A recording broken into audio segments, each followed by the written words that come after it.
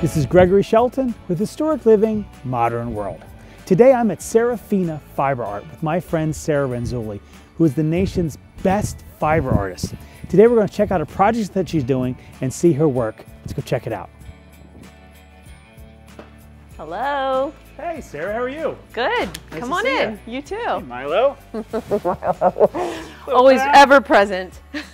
So we're here. Yeah, I'm glad you could come. Thank you very much for having me. I really appreciate it. Definitely. So Sara, what do we have here? This looks like an amazing machine. It is. This is our Ramella carder. Okay. It's from Italy. His name is Dante. And we use machine's name is Dante. The machine, Yeah. we named Yeah, him clever Dante. name to Yeah, good Italian name.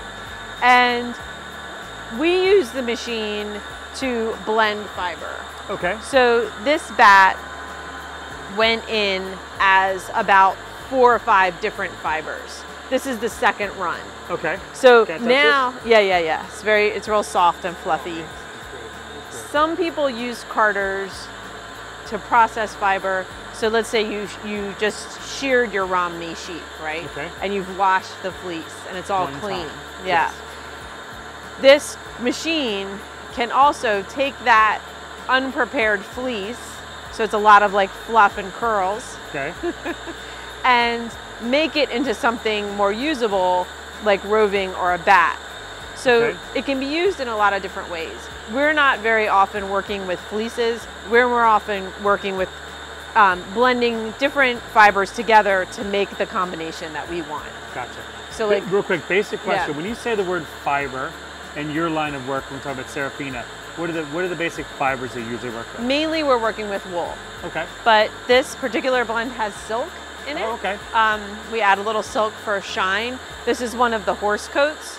It's called Silver, and it was formulated to be to work really well if you're sculpting a horse as the top coat. Gotcha. So- because that sheen off the top, yeah. Yeah, and it's very felt, like the feltability is really high, so it makes a really nice, smooth, direct felting finish. So each blend isn't just the color, it's the type of fiber and the technique. When you say you're making the blend, it's usually for a project, a groupings of Yeah. a single focus project. Yeah, so we have a whole flower line Okay. that has high silk content because we want, because they'll be wet felted, Okay. and we want that shine and that smoothness. Gotcha. So And the idea is that you're making as much as lifelike as possible in this medium. Yep, exactly, and preparing for people who are really into this art to have what they need at hand, you know. Gotcha. And a lot of people don't have a way to blend fiber like this. So when you say what the extra steps that you're going, what is the norm in the industry from what you're doing? Is this 10 or is this somewhere in the middle, or I'd like to comparatively? say it's a 10, Okay. but like people are doing amazing things in so many different aspects of fiber art. Okay.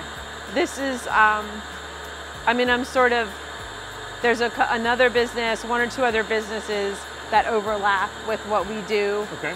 Their focus might be slightly more on wet felting, or the same exact fiber can be used in spinning and making yarn or weaving. Okay. So there's a ton of overlap. I have specialized in the needle felted animals, as you've Sure. seen. So that's kind of where I Gotcha. put my energy. Right. But this kind of equipment or this kind of process isn't done very often. But Gotcha. there are other people doing like really super. So things. Sarafina is doing almost an a la carte that benefits what your end goal is, as opposed to there's no blueprint for this thing. Right.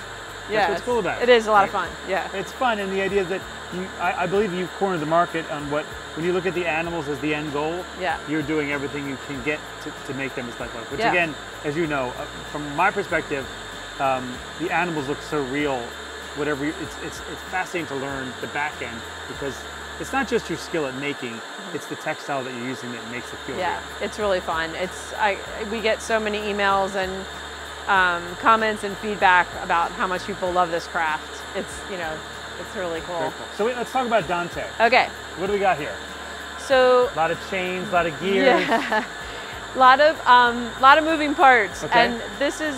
I am not like all up on the fancy terms. Okay. That's all good. I'm not either. But basically, The fiber is on the feeding tray. Okay. It's getting pulled into the carding system by this front roller, which is really basically teeth, like really sharp teeth.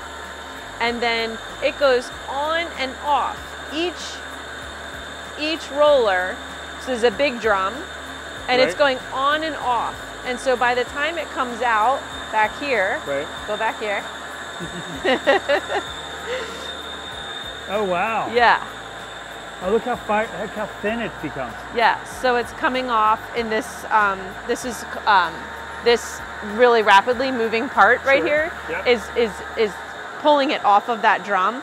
Okay. And then it's rolling. This is called the bat roller. All right. So it's just going to roll on there, and when we do about a pound at a time. So when this pound is done, we'll take this off and pull this bat off, and then that's what we run through the other machine that's upstairs. Yeah. Okay, so Sarah, you're all about machinery these days. Yes. And this is, we have some beautiful colors here. What are we going to do today with what we have in front Well, of us? I kind of wanted to show what happens to one of the things that can happen to a bat that comes off of Dante. Okay. Okay. So this is called a felt loom. It's a needle felting machine. Okay. Her name is Josephine, the felting machine. Lovely name. And so this was a whole bat, about a pound, and I split it into quarters. And then we're gonna flake a quarter. All right. I'm doing a terrible job for you right now. There we go. So there is a seam there almost. It's like layers, like a biscuit. Sure. Ooh, biscuits. Thought you would like that. Okay, so then, in a way better manner, this Faith, who you met, does a really good job of this. It all gets stretched to the right shape, like a pizza, about 24 inches, and restacked. So I've got fiber going this way. Can you kind of see the stripes? And then we have fiber going this way. So as you said, you're going to be cross-hatching this together, and you're going to be melding into one. And I'm assuming that's going to make it much stronger. Yes, it's going to make it more even and give it a kind of a strong direction either way. So if all the fibers were going in one direction, then it would have the possibility to be torn apart. You would have ribbons of it. But because we're going each way. Now you're going to do, when you have 2 layers here, are you going to do more layers? How many layers, or is it just 2? This will be, what we're trying to make, these 2 layers will be the right thickness for what we want to do. Okay. I'll show you the end product. Mm-hmm. Understood. Mm-hmm.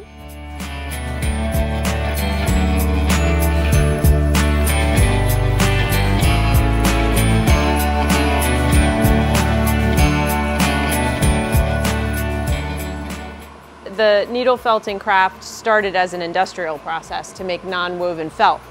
Interesting.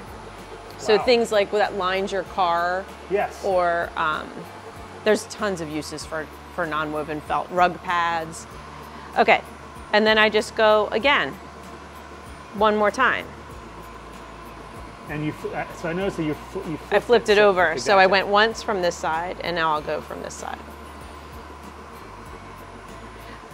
Why is wool the best to use for this? Wool it's so unique. It's like this natural miracle fiber. Right. And other fibers don't felt.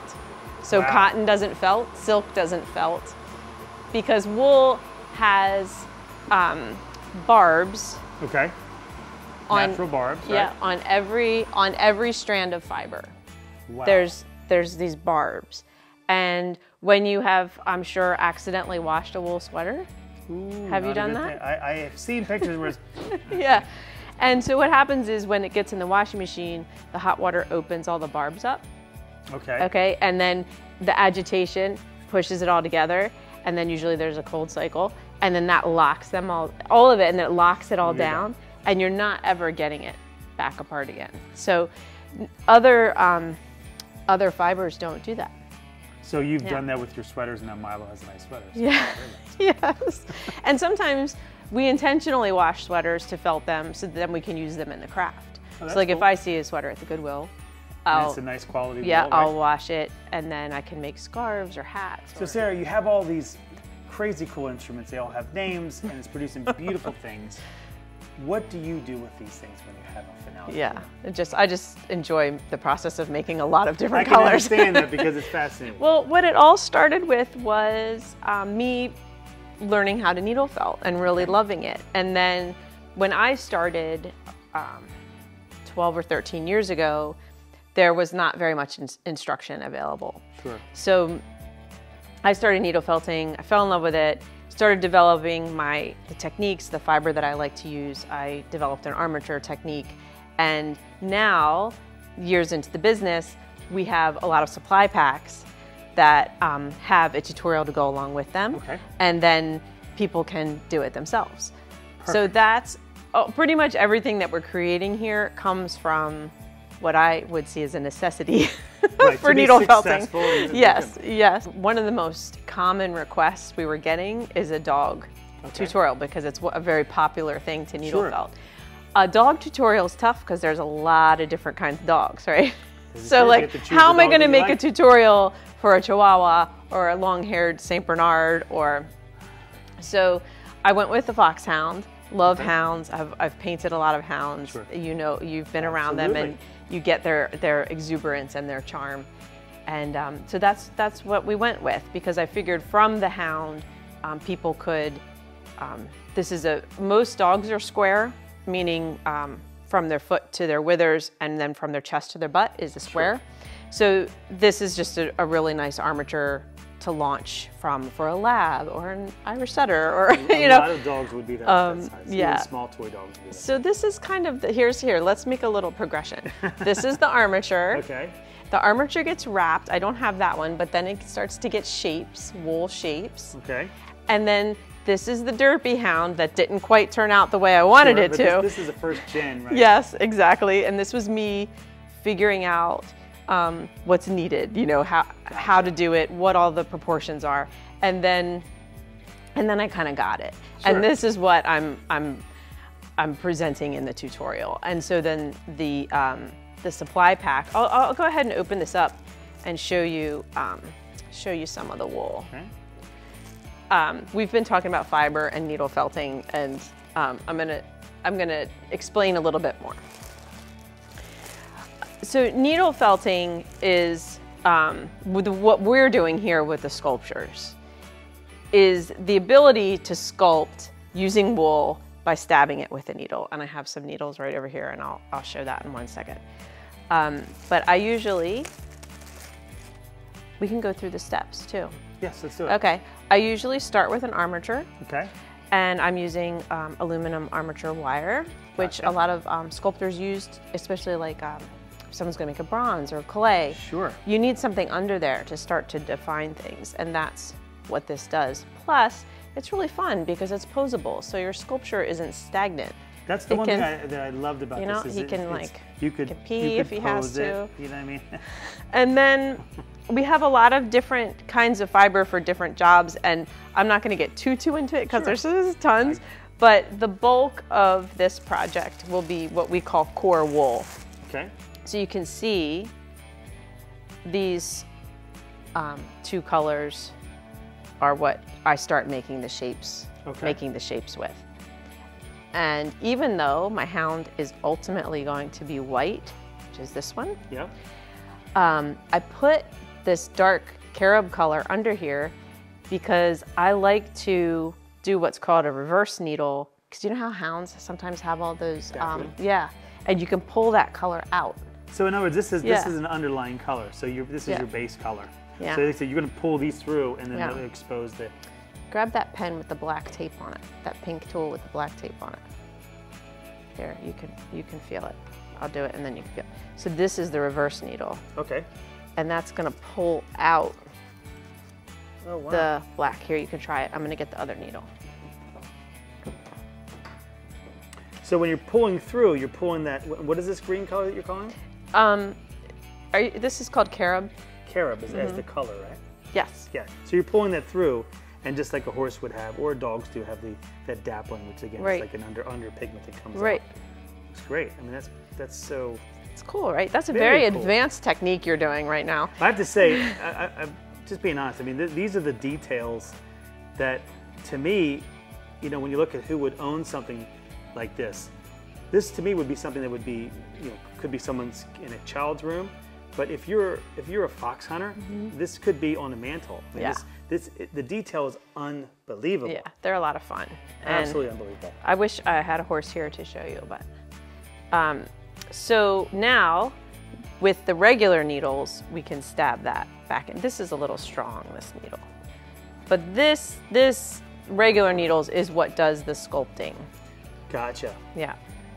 And felts, it felts, just like the machine did. And by you pushing that through, it's making it concentrated, which means it sticks, which you would, if you're trying to build a muscle here or a seam, that's what you would use the tool for. Right. Yeah. And dogs, athletes have muscles like that. That's cool. Yeah. Wow. And so you're saying that if someone was to purchase this off your website, they would need to go through some steps to get to this. Oh yeah, we were talking about, so this is one of the advanced projects, but we have, the twinkle in the eye in part comes from, I find it so amazing that the same technique, the same fiber can be something as simple as a little ornament. I was just looking to see if I have one, okay, like a little ornament. You know, like, cool. So this is a beginner project, and it's so much fun. It is as fun for me to make one of these, maybe even more fun than trying to get a perfect fox. Yes, but then it can go on up to something like Karina, the giraffe, who is, you know. That's cool. You've had that for a long time. Very cool. Yeah. Very, very cool. So this is an English or an American foxhound? American. American. Interesting. So as our viewers know, we did a big parade of horses for Christmas not too long ago, and there was many foxhounds in that parade, which is exciting to see them because when they're in a place like that, they're athletes and they have one thing in mind. And I have to say, from looking at what you've done, it literally looks like a real foxhound. So kudos to you. Thanks. His ears could be a little longer. The Americans have like more longer ears. A little bit longer, flatter at the end, maybe. Yeah, and they're more like a little more rangy. Like they have longer legs. Gotcha. Yeah. So let's talk about this guy because, again, he looks beautiful, and I see such great definition for the mouth and the flues and everything. Tell me about how to get that level of detail. Right. Well, even though in this project I go step by step, right? We have our projects rated from 1 to 5. So on our website, all of the supply packs have a level number, and it's good to follow those because I'll use some shape names and terminology like double-decker taco and, you know, ghost and and so basically, like, the higher the level, the more of an understanding that I think that the participants have already. You know what I mean? So I'm not explaining how to twist your wires together. And plus you're able to sell stages of customers a level set. And once they reach this goal, then they can almost make their own animals. Yeah. So to create a sculpture, we need to be able to make an armature, which we have. And then wrap it very tightly. Wrapping, as you know from doing the mouse, takes a little practice. And then throughout the tutorial, I'm using the tools that we have to make shapes. And like you pointed out, you know, the musculature, and these. So this is a taco right here. Yeah. And looks like a taco. Right? So we are building. I think of it as the armature being the skeleton, the wrapping being sort of just reinforcement of all those bones, and then the shapes being the muscles, and then we make a skin and a top coat. Gotcha. You know, that's the skin. So, yeah, it's just like anything that you want to get good at doing, you just start learning and building your skill set. What is the timeline if I was in this level 5 and I'm ready to buy that product from you? What is the timeline from start to finish to make this fox? I'd say about 5 hours, 5 to 6 hours. The simpler things can be half an hour, 20 minutes. Yeah, and on up to we do an elephant. And some people spend days days on it. It's a lot of wool, so it's a lot of stabbing. The eyes look so real that I thought that they were glass or plastic. So we were talking about the different breeds and how I can't, do one tutorial Sure, for every. Yeah. So the Bulldog is a really such an extreme example. Right. So his armature is Square. totally different. And I only made one of these, and I didn't even really nail it. Like, he should be even broader. Yeah. Bigger, So they're really amazing. And then the Borzoi, same way, very extreme. And then this one, so we were talking about how they're posable. Sure. So he can lay down. Wow. And he can stand up as well. So yeah, it's fun. They're kind of in between. They're not toys, Sure. and they're kind of adult. But yeah, that's what. But again, I've said to you before. What I love about this is when you talk about molding them into shapes. Yeah. I can feel them that the way they're constructed. This isn't going to break. This is something that's made to do that if need be. Yeah. That's very cool because if this were given to a child, they would do that anyway. Yeah. So yeah. So I have to ask you, so you chose a certain types of dogs to get started. I'm assuming this is Milo, possibly. That's actually Mike Rowe's dog, Freddie. Oh, cool. Am I allowed to say that? Mike Rowe? Who's Mike? Mike Rowe. I don't know who Mike Rowe is. Mike Rowe, Rowe, the guy who does dirty jobs. Yeah. Really? You know that guy? I almost knew him. They called. They were going to come here for, I think for Somebody's Got to Do It, but it didn't. Oh, happen. neat. Yeah. Interesting. That's good. He's local. You beat him. Right? You beat him to the punch. Is this his dog? So you made his dog? I made his dog thinking he was coming. It's here, Mike, if you ever want to come show up. Very cool. I even tried to send it to him. This is just, but he has links to Delaware somehow. He was born in Baltimore. Yeah. I even tried to, once we had the contact, I was like, hey, no worries, but I made this and want to send it to him, and I never knew where to send it. What a...